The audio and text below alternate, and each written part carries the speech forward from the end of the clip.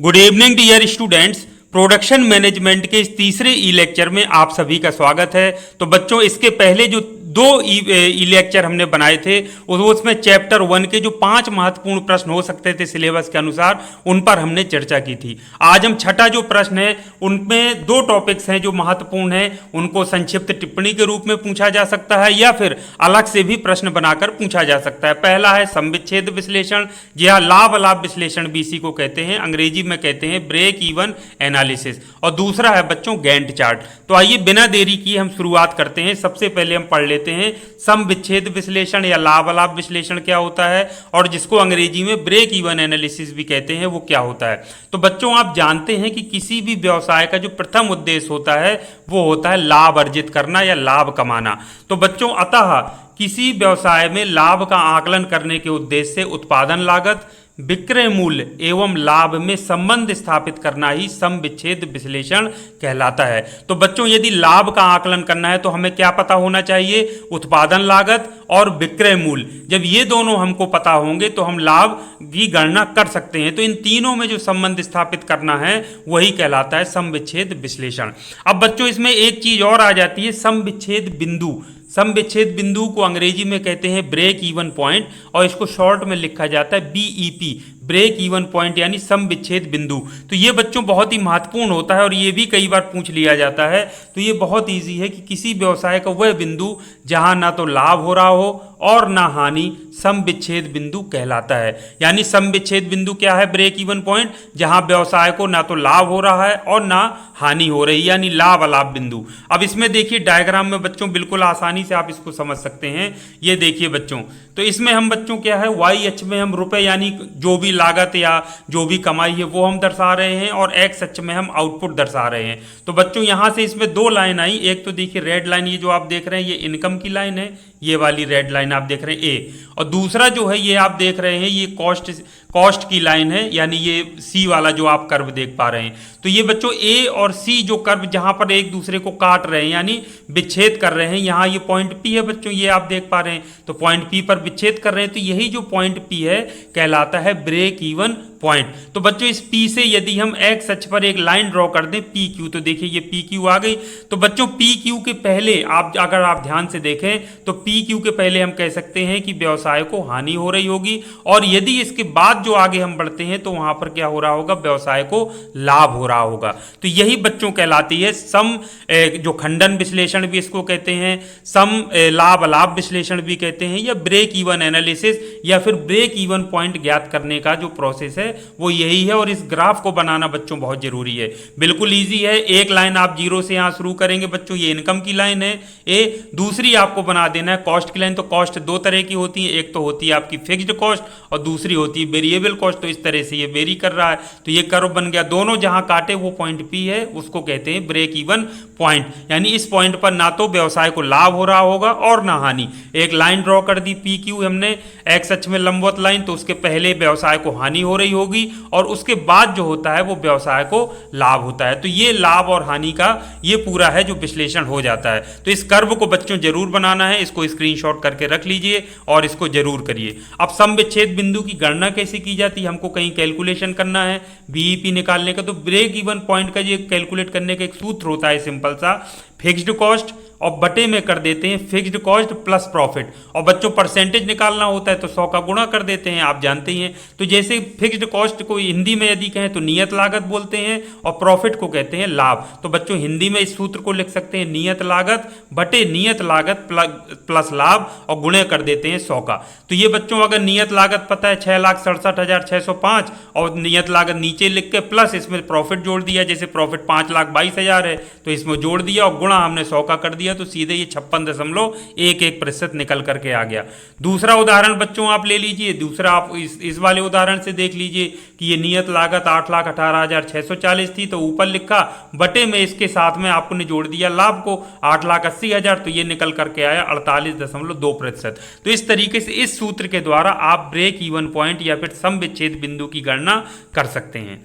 अब दूसरा बच्चों महत्वपूर्ण टॉपिक पर हम चलते हैं, वो है आपका गैंट चार्ट। गैंट चार्ट आपका संक्षिप्त टिप्पणी के रूप में पूछा जा सकता है या फिर आपसे अलग से भी प्रश्न बनाकर पूछा जा सकता है। तो बच्चों गैंट चार्ट क्या है? एक प्रकार का बार चार्ट है। बार चार्ट मैं भी आपको दिखाऊंगा, कक्षा 9 से 8 में, 9 10 में सब आपने पढ़े होंगे जो। तो ये क्या है? बार चार्ट है जो किसी प्रोजेक्ट के शेड्यूल को प्रदर्शित करता है। शेड्यूल का मतलब सिंपली आप समझ लीजिए समय सारणी, यानी कौन सा कार्य किस किस दिन होना है, डेट क्या है और समय क्या है, कब शुरू होगा कब पूरा होगा, ये सब कहलाता है शेड्यूल। शेड्यूल मतलब सिंपल समय सारणी एक तरह की। तो गैंट चार्ट क्या है? एक प्रकार का बार चार्ट है जो किसी प्रोजेक्ट के शेड्यूल को प्रदर्शित करता है। अब बच्चों बार चार्ट भी हम देख लेते हैं, बार चार्ट क्या होता है।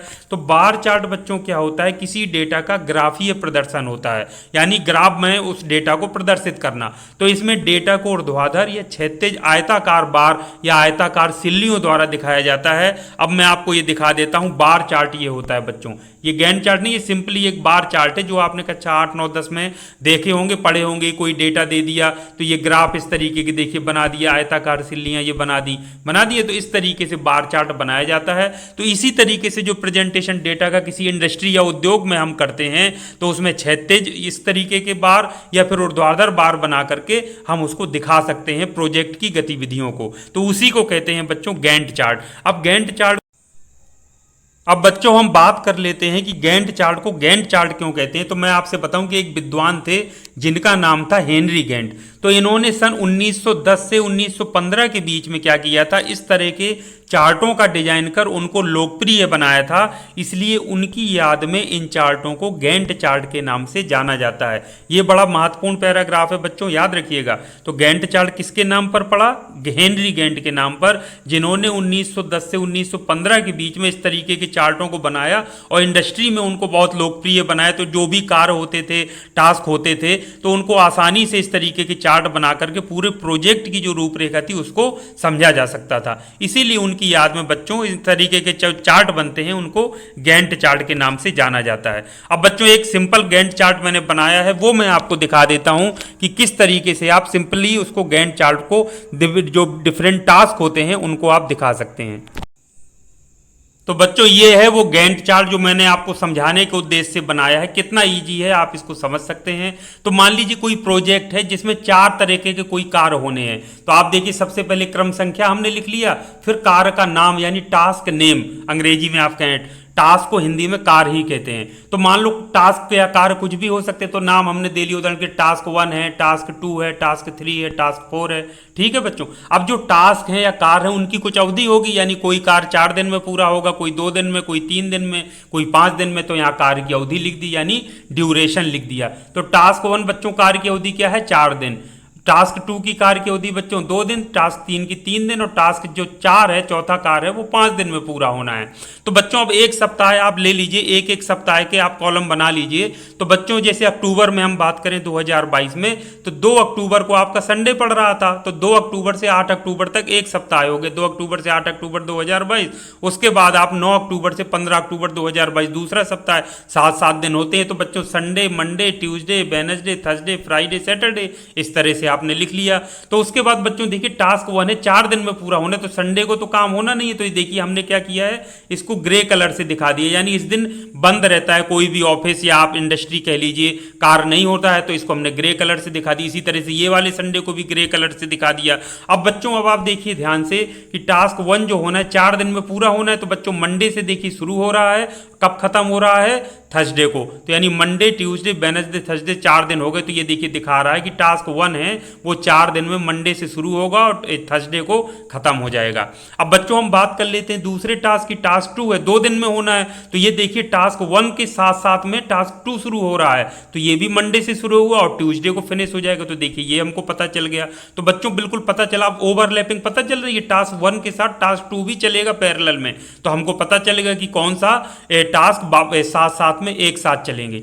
अब तीसरे टास्क में आ जाते हैं, 3 दिन में पूरा होना है, तो ये हो सकता है टास्क जो 3 है वो टास्क 2 पूरा होने या कार्य 2 जब पूरा हो जाए तब शुरू हो। तो देखिए कार्य 2 यहाँ पूरा हो रहा है ट्यूसडे को, तो उसी जैसे ये दूसरा कार्य पूरा हुआ तीसरा शुरू हो गया। ये कितने दिन चलना है? 3 दिन। तो 3 दिन आप देख लीजिए, वेडनेसडे, थर्सडे, फ्राइडे, तो ये फ्राइडे तक बच्चों चलेगा। तो इस तरीके से देखिए टास्क 3 आपका फ्राइडे को पूरा हो जाएगा। अब अगला जो टास्क है बच्चों, अब आप देखिए तो टास्क 4 है वो 5 दिन में पूरा होना है। तो 5 दिन में सपोज करिए ये टास्क जो 3 है उसके पूरे होने के बाद शुरू होने, यानी शनिवार से सैटरडे से। तो सैटरडे को बच्चों शुरू हुआ, अब संडे को देखिए बंद है, तो संडे को जब बंद है तो ये दिन में काउंट होगा नहीं, तो एक दिन इधर हो गया, 4 दिन और इधर चलेगा, यानी मंडे, ट्यूसडे, वेडनेसडे, थर्सडे तक। तो देखिए ये 4 दिन इधर, एक दिन इधर, 5 दिन में ये टास्क 4 कंप्लीट हो गया। तो इससे बच्चों देखिए सब हमको पता चल गया कि कोई भी कार्य या गतिविधि कब शुरू हो रही है, कब खत्म हो रही है, कौन कौन से कार्य या गतिविधियां हैं जो एक साथ पैरेलल में चल रही हैं,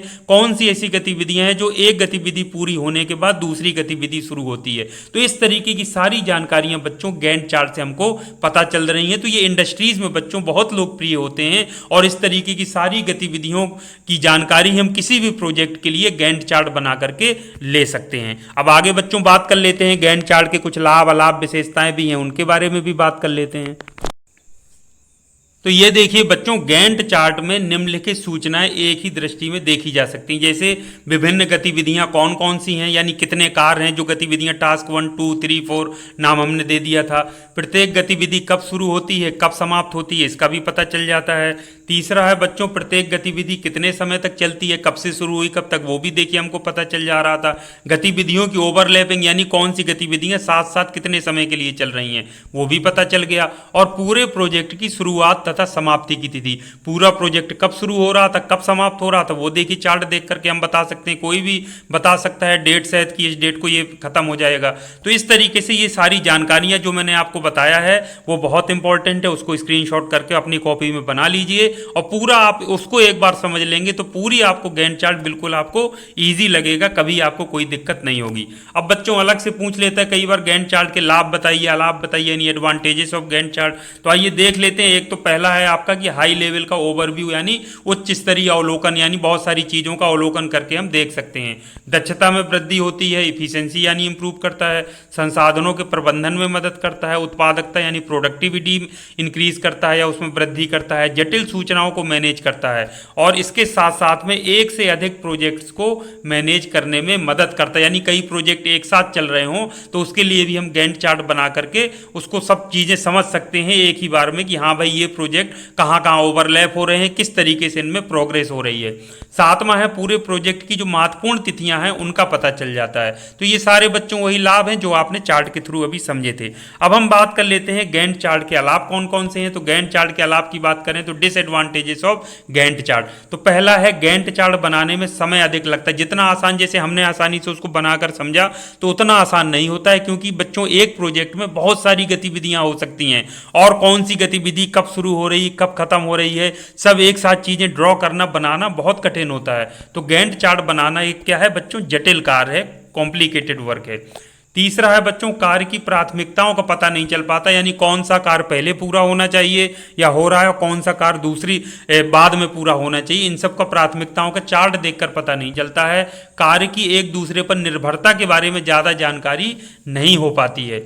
और पांचवा बार का जो आकार होता है उससे कार्य की मात्रा का पता नहीं चल पाता है। जो आकार आपने देखा बार छोटा है कि बड़ा है तो उससे कुछ कार्य की मात्रा का पता नहीं चल पाता है। और छठवां है एक ही कागज पर सभी जानकारी मिल पाना कठिन होता है। आप सोचें कि एक चार्ट बना लिया और सभी कुछ जानकारी मिल जाए तो ऐसा संभव नहीं होता है। कुछ उसकी भी सीमाएं हैं जिनकी वजह से कुछ जानकारियां हो सकता है हमको उसमें ना मिल पाए। तो बच्चों ये थे महत्वपूर्ण टॉपिक, दो महत्वपूर्ण टॉपिक, ब्रेक इवन एनालिसिस और गैंट चार्ट बहुत इंपॉर्टेंट हैं, हमेशा पूछे जाते हैं परीक्षाओं में। और इसके साथ साथ में जब आप किसी भी इंडस्ट्री में जाएंगे या कोई प्रोजेक्ट रिपोर्ट बनाएंगे तो ये समखंडन विश्लेषण तो 100% श्योर है आपको आना ही चाहिए, चाहे आप कुछ भी करें। करें और गैंट चार्ट की जानकारी भी आपको होना ही चाहिए। तो आज का ये वीडियो बच्चों बहुत महत्वपूर्ण है, इसको जरूर अच्छे से देखिए, मनन करिए। कोई दिक्कत आपको आ रही है तो कमेंट्स बॉक्स में कमेंट्स करके बताइए, मैं उसको आगे अगर कोई वीडियो मुझे मौका मिलता है तो मैं उसमें आपको जो भी डाउट्स हैं उनको क्लियर करने का प्रयास करूंगा। तो बच्चों इसको हम कंटिन्यू रखेंगे। अब नेक्स्ट वीडियो में हम चैप्टर 2 से शुरुआत करेंगे। तो सिंपल तरीके से कॉन्सेप्ट हम एक एक करके पढ़ते जाएंगे और सिलेबस के अनुसार जो भी प्रश्न बन सकते हैं उनको हम देखते चलेंगे। तो आज के लिए बच्चों इतना काफी है। Thank you very much. आप सभी का दिन शुभ हो।